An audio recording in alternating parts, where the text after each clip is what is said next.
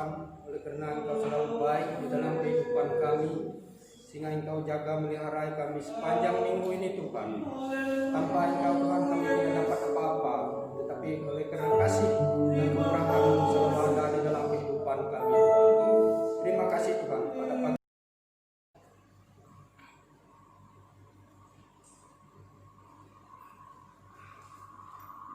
Sekali lagi Efesus 4 ayat 11 dan 12. Untuk menghormati firman Tuhan dipersilakan berdiri.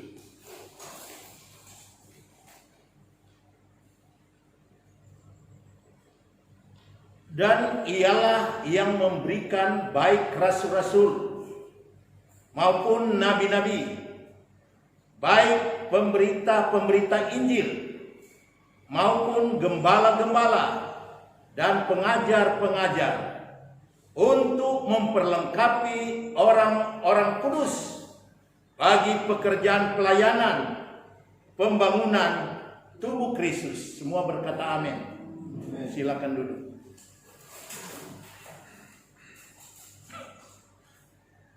Puji Tuhan, kami akan memberikan topik jawatan dan karunia. Sekali lagi,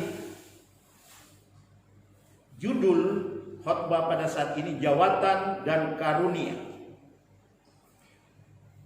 Kalau khotbah yang kemarin, yaitu nyala api Roh Kudus, kita tidak boleh padamkan. Jadi kita tidak memadamkan api Roh Kudus itu.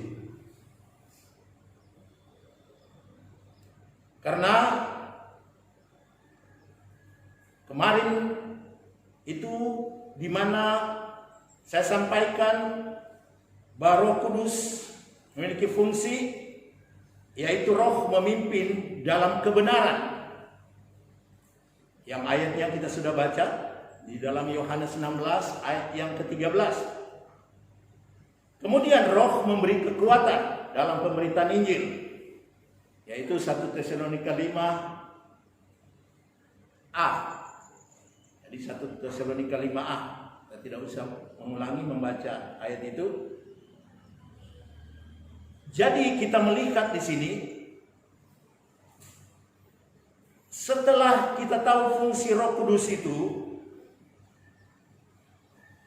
yaitu memimpin kepada kebenaran dan memberi kekuatan dalam pemberitaan Injil, maka Injil itu diberitakan kemana-mana. Injil itu disampaikan oleh firman Tuhan sampai ke ujung bumi. Dan para rasul dan umat-umat Tuhan memberitakan dengan dituntun, dikuatkan oleh Roh Kudus. Jadi Injil itu bukan sekedar kata-kata, tetapi oleh kekuatan Roh Kudus. Injil menyebar luas. Rasul Paulus giat di dalam pemberitaan Injil, sehingga banyak orang yang percaya. Dan sampai pada waktu itu, orang percaya di Antioquia, di mana pertama-tama kali disebut sebagai orang Kristen. Jadi Kristen pertama-tama kali disebutkan kepada jemaat yang ada di Antioquia. Jadi masing-masing kita harus memahami penginjilan yang sudah tersebar luas.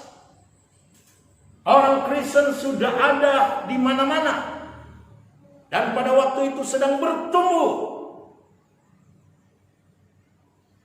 Dan oleh Tuhan, melalui kuasa Roh Kudus dalam pelayanan para rasul, pada waktu itu yang membuat pekerjaan itu bertumbuh. Dan setelah itu, di mana jemaat yang bertumbuh ini, Tuhan membentuk di dalam jemaat itu jawatan dan karunia-karunia diberikan kepada umat-umat Tuhan.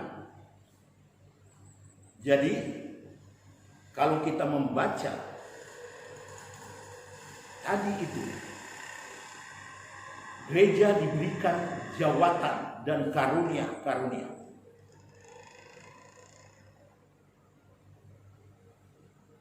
Kita bertanya, mengapa gereja itu diberikan jawatan? Dan kita memahami ada 5 jawatan di situ. Mengapa gereja harus ada 5 jawatan?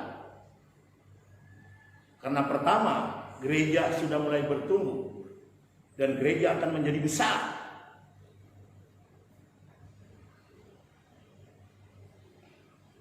Di dalam pembacaan kita,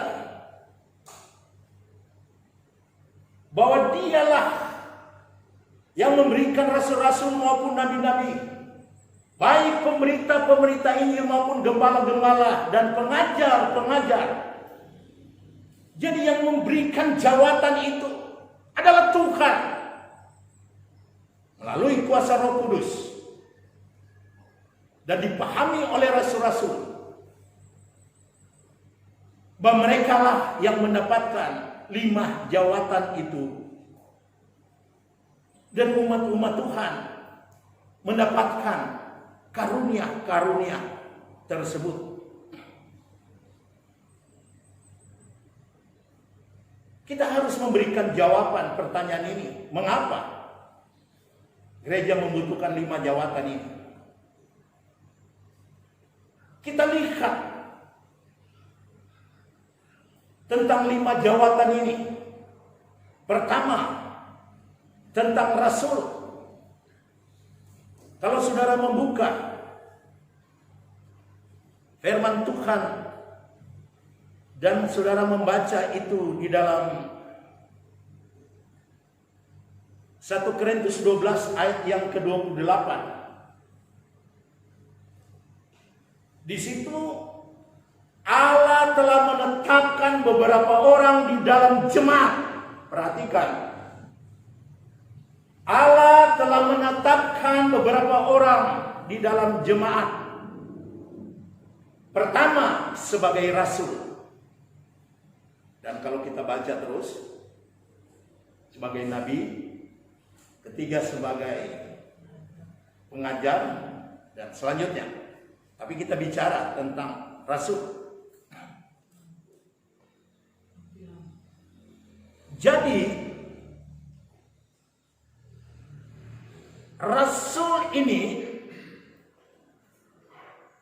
ditetapkan oleh Allah. Rasul di dalam bahasa Yunani disebutkan apostolos, yang artinya utusan, dan ada 80 kali disebutkan di dalam perjanjian baru.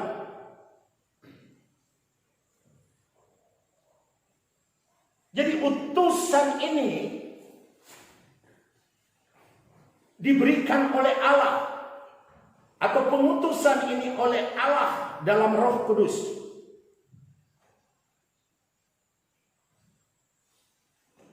Di dalam 5 jawatan ini, itu sebenarnya masih ada di dalam gereja. Bukan sudah tidak ada. Hanya saja di dalam organisasi ini tidak memunculkan jawatan ini. Tidak menyebutkan jawatan ini. Bahwa pendeta ini sebagai rasul? Contohnya, beda dengan penginjil. Penginjil ini di mana disebutkan dan berani mereka mengatakan, saya penginjil, saya gembala. Mungkin dia merasa dan dia mau memberitakan Injil dan dia bilang saya penginjil. Yang walaupun mungkin Tuhan tidak mengaruniakan dia sebagai penginjil, tapi dia berani aja mengatakan saya penginjil. Begitu juga saya gembala. Walaupun mungkin Tuhan tidak mengaruniakan jawatan ini kepadanya, tapi dia berani mengatakan saya gembala. Atau saya guru. Tetapi rasul ini, apostolos ini, mengutus atau utusan ini yang langsung diberikan, dilantik oleh Tuhan itu sendiri. Tidak ada yang berani mengaku. Siapa di kalangan khususnya gereja Pantai Kosta di Indonesia, dia berani mengatakan saya rasul? Tidak ada. Dan saya sampai saat ini belum dengar. Mungkin kalau dia luar-luar orang bilang dia rasul dan lain sebagainya. Kita lihat karakteristik atau karakter sifat dari rasul.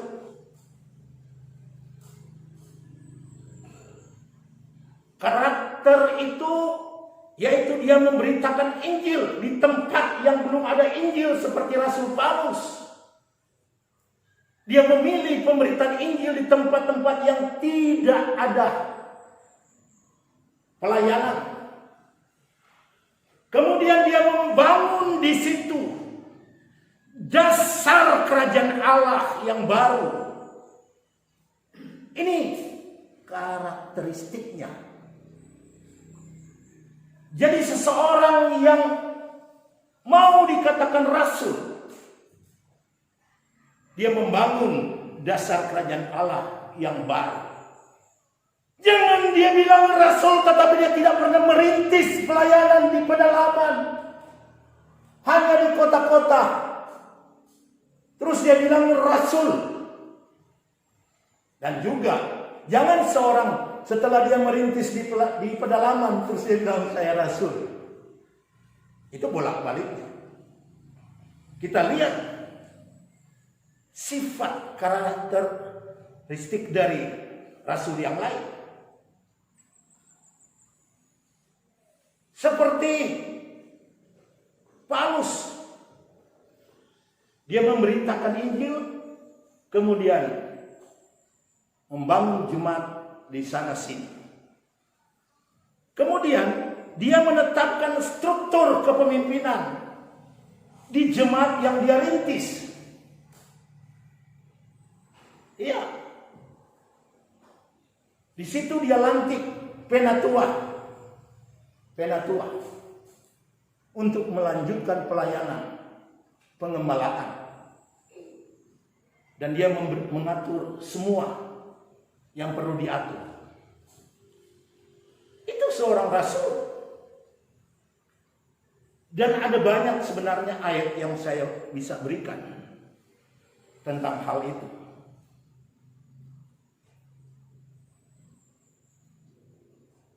Yaitu pelayanan yang dirintis, kemudian dia membuat struktur dasar pelayanan di situ dan membentuk kemajelisan di situ. Ini contohnya tentang karakter dari kepemimpinan sebagai rasul. Ada banyak sebenarnya. Dan kita lihat di situ ada semangat yang tinggi. Ada semangat yang tinggi sebagai seorang rasul. Tahukah saudara, Paulus itu melayani di Efesus. Dia ke tempat ibadah orang Yahudi selama 3 bulan. Kemudian dia mengajar.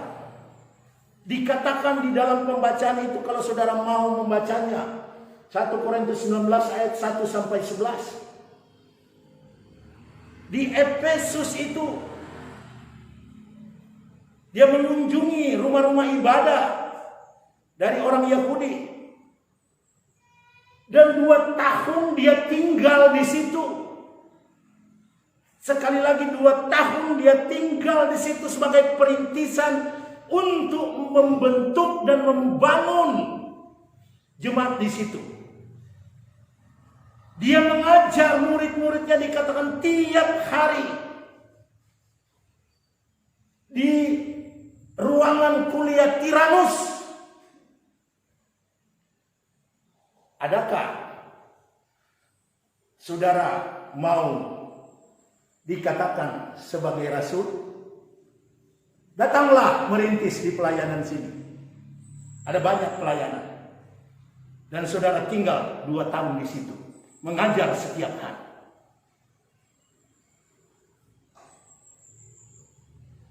Sulit ditemukan hal seperti ini.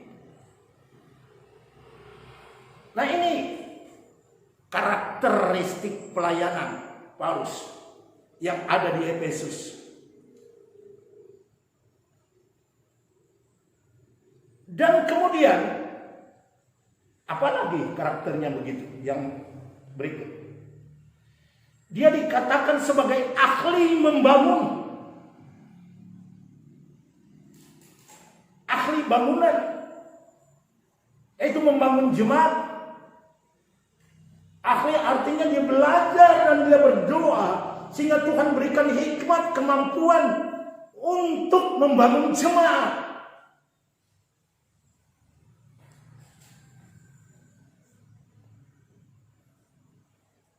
Kalau saudara lihat di dalam 1 Korintus 3 ayat 10,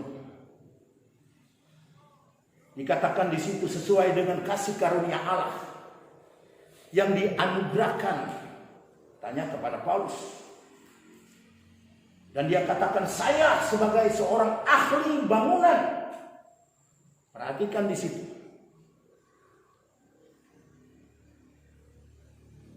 Dan ahli bangunan ini bukan ahli sembarangan.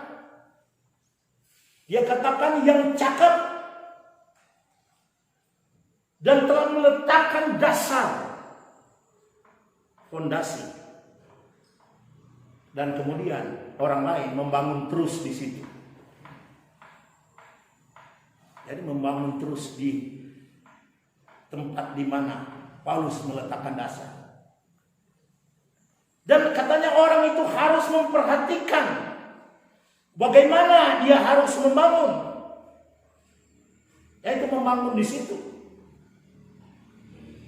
Jadi orang yang mau meneruskan pelayanan dari kerasulan itu harus juga dipilih, harus dipraktikan. Dan orang itu sendiri harus memperhatikan apa-apa yang harus dilanjutkan.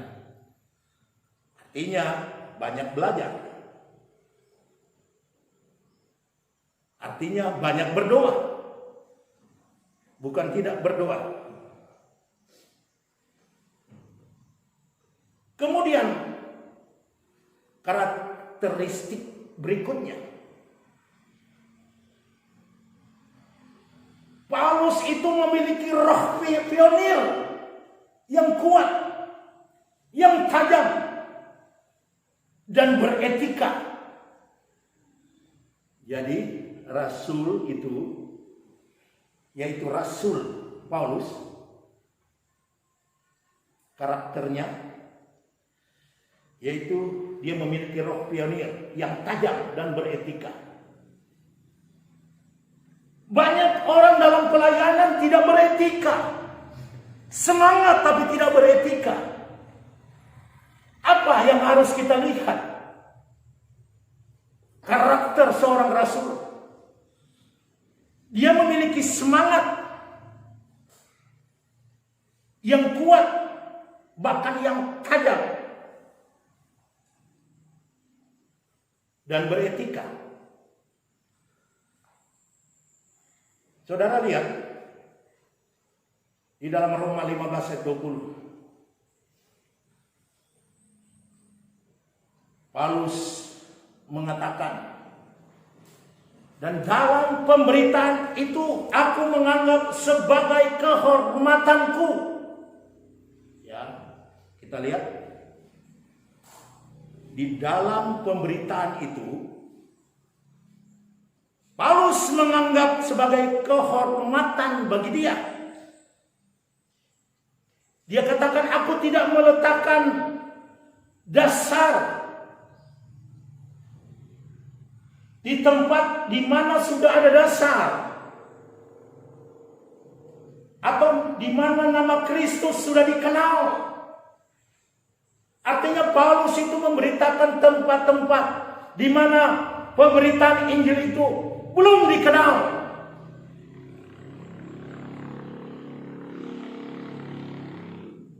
Apa alasannya? Dia katakan supaya aku itu membangun bukan di dasar yang telah diletakkan oleh orang lain.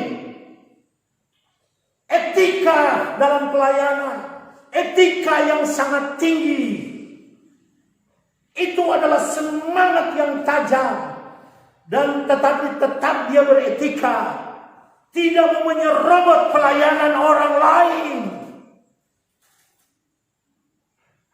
sehingga tumpang tindih. Apalagi itu di dalam satu ruang lingkup organisasi, contohnya GPDI. Jangan ada pelayanan yang tumpang tindih. Kalau mau dianggap menjadi rasul, pergilah di tempat-tempat yang belum ada dasarnya. Kita bangun di situ, kita ajar di situ, kita bentuk jemaat di situ.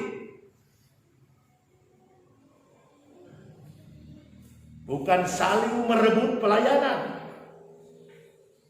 Dan ini karakter yang dibawa oleh Paulus sebagai rasul. Dia tidak mau meletakkan dasar pelayanannya di tempat-tempat yang Injil Kerajaan Allah sudah diletakkan, atau sudah ada fondasinya, atau sudah ada pemberitaan Injil di situ, sudah ada pelayanan di situ, sudah ada pengembalaan di situ.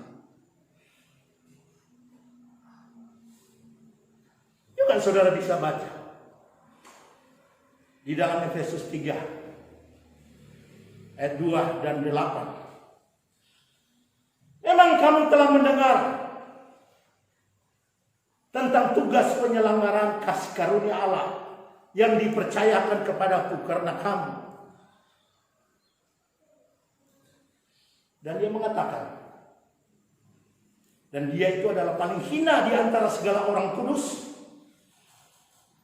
tapi dia telah dianugerahkan kasih karunia ini untuk memberitakan kepada orang-orang yang bukan Yahudi kekayaan Kristus yang tidak terduga itu. Jadi dia pergi kepada orang-orang yang belum mengenal Allah, yang belum mengenal Kristus. Dia pergi di situ, dia terobos di situ dengan semangat yang tajam, semangat yang tinggi, dan dengan memiliki etika yang tinggi. Itu rasul, karunia rasul. Jadi kalau saudara mau disebut rasul, harus seperti itu. Tapi ingat, Paulus juga memiliki karunia penginjilan. Kalau engkau menjadi penginjil, ya seperti itu. Kalau engkau mau disebut penginjil, seperti itu. Dan Rasul Paulus juga sebagai guru. Jadi kalau engkau mau jadi guru, harus seperti itu. Jabatan ini bisa dirangkap sesuai dengan karunia dari Allah, kepercayaan dari Allah. Mungkin engkau gembala, tapi sebagai guru juga, atau sebagai rasul, atau sebagai nabi. Ya, kita lanjutkan. Kita jangan berhenti di situ karena waktu berjalan terus. Pelayanan nabi. Di zaman itu ada nabi-nabi. Kalau saudara membuka di Kisah Para Rasul 11:27 dan 28, pada waktu itu datanglah nabi-nabi dari Yerusalem. Kemana? Ke Antioquia. Yaitu salah seorang di situ. Nabi yang datang itu namanya Agabus, dan dia bernubuat di situ akan terjadi kelaparan. Dan hal itu terjadi. Jadi kelaparan itu terjadi. Adakah nabi di gereja akhir zaman? Harus ada karunia nabi yang bisa bernubuat. Tetapi orang sekarang takut menyebutkan sebagai nabi untuk bernubuat. Jangan-jangan nubuat itu tidak jadi, orang bilang nabi palsu. Memang ada keberanian dari nabi-nabi untuk menyampaikan hal-hal tersebut. Ada karunia nabi. Di dalam jemaat juga itu. Jemaat bisa memiliki karunia nabi. Jadi saudara juga bisa memiliki karunia nabi. Saudara bisa bernubuat. Tetapi oleh dorongan Roh Kudus, jangan oleh emosional. Roh diri sendiri, roh manusia atau roh iblis. Jadi ada nabi di Antioquia. Dari Yerusalem datang ke Antioquia, dan di Antioquia itu ada nabi juga. Dalam Kisah Rasul 13 ayat yang pertama, kalau saudara membaca, di waktu itu di Antioquia atau jemaat yang ada di Antioquia, ada beberapa nabi dan pengajar. Disebutkan namanya. Jadi disebutkan namanya. Satu, Barnabas. Kedua, Simeon, disebut Niger. Ini nabi loh. Dan Lukius, orang Kirene. Dan kemudian ada lagi Manehem, yang diasuh bersama dengan raja wilayah Herodes dan Saulus. Jadi di Antioquia itu bertumbuh jemaatnya karena ada nabi-nabi juga yang bisa bernubuat ke depan.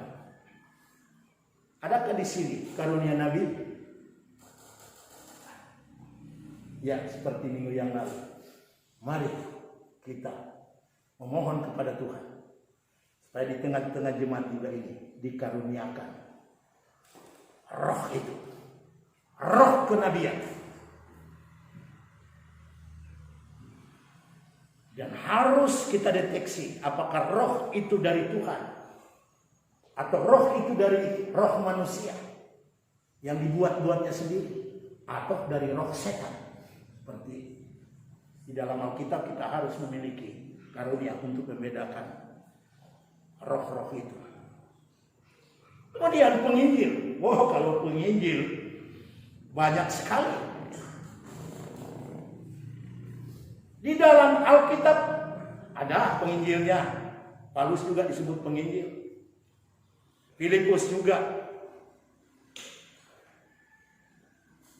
Di dalam Kisah 8 ayat 12, di mana sekarang mereka percaya kepada Filipus sebagai pemberita Injil, yang memberitakan Injil dan seterusnya. Kalau saudara membaca itu. Terus, adakah penginjil-penginjil di dalam jemaat di tempat ini? Saudara jadi penginjil bukan nanti saudara pergi ke Jakarta, khotbah di sana, ke luar negeri, ke Palangkaraya. Bisa saja orang ke sana, dia berkhotbah di sana, tapi dia mungkin bukan seorang penginjil, mendapatkan jawatan itu. Tapi mungkin saudara di sini ada jawatan itu. Saudara bisa menginjil di kampung-kampung, di kampung saudara, di kampung tetangga.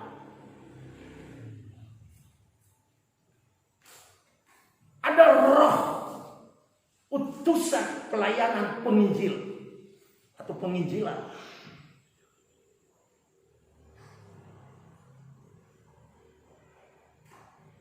Ini yang perlu kita perhatikan. Kemudian gembala.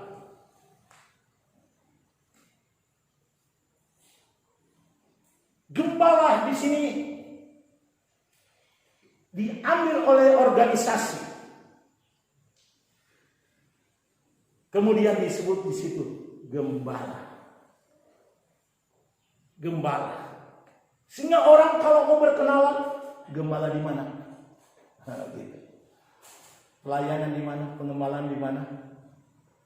Nah, orang bertanya, rasul dari mana? Penginjil dari mana? Guru dari mana? Kebanyakan orang katakan gembala dari mana? Dan banyak orang mengaku saya sebagai gembala. Ya baik. Tetapi di dalam pengembalaan ini mungkin saja saudara bukan gembala yang diletakkan, yang dipanggil oleh Tuhan untuk menjadi gembala, pelayanan gembala, jawatan gembala.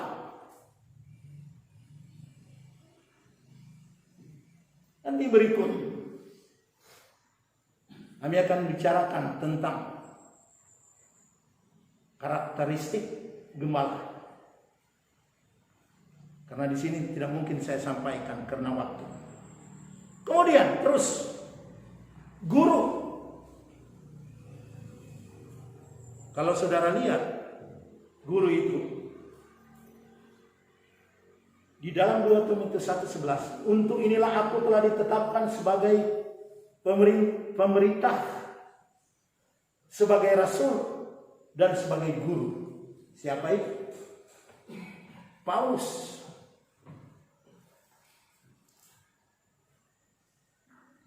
Jadi Paulus itu dia memiliki jawatan kerasulan, dia memiliki jawatan pemberita Injil, dia memiliki jawatan guru. Nanti berikut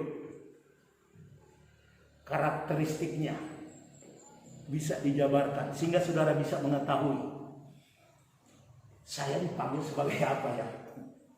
Saya jemaat, kalau jemaat begini, jabatan saya apa?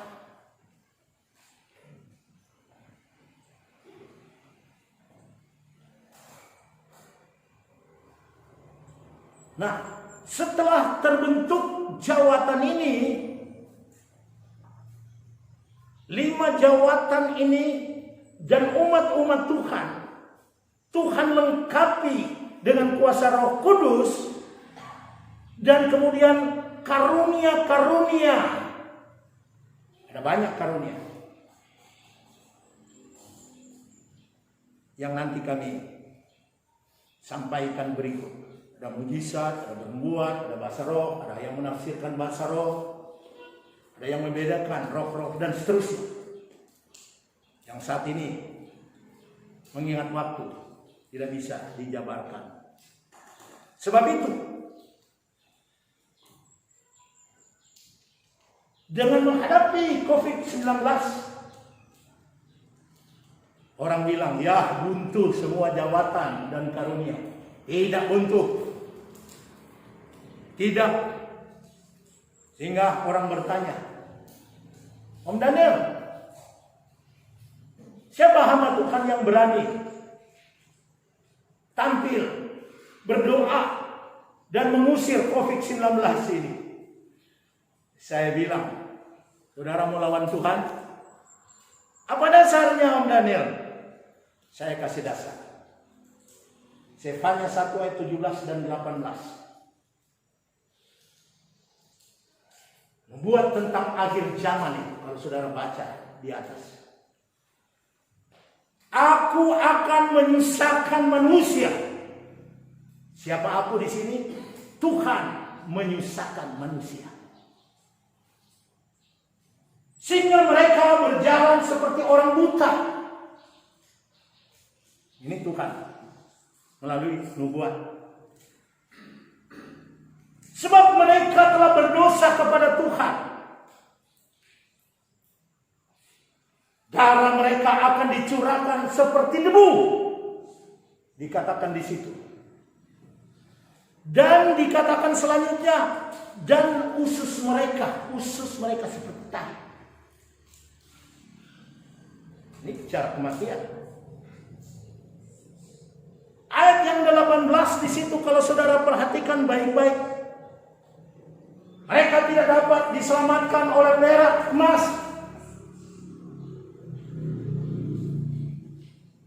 Di waktu hari kegemasan Tuhan. Dan dikatakan selanjutnya, dan seluruh bumi akan dimakan habis oleh cemburu dari Tuhan. Sebab kebinasaan, malah kebinasaan yang dahsyat dikatakan di situ, diadakannya kepada penduduk bumi, semua manusia. Mau lawan Tuhan, aku katakan begitu. Oh iya Om, paham aku. Sampai kenapa penginjil, nabi, rasul, gembala dan pengajar yang memiliki roh dan karunia-karunia penyembuhan itu tidak tampil? Aku bilang, kamu melawan Tuhan, nubuatan Tuhan. Itu jawabannya. Itu adalah jawaban tentang bagaimana hamba-hamba Tuhan 5 jawatan untuk menghadapi COVID-19 ini. Jangan kita lawan Tuhan. Kita berserah kepada maunya Tuhan. Apa yang Tuhan buat itu baik, ada tujuannya. Karena manusia katanya sudah banyak dosa dan mereka harus bertobat. Ya, dia bilang, saya paham. Ya, kalau sudah paham, berdoa. Kehendakmu jadilah. Puji Tuhan, ini sebagai ayat penutup bagi kita menghadapi COVID-19. Tuhan Yesus memberkati kita. Amin.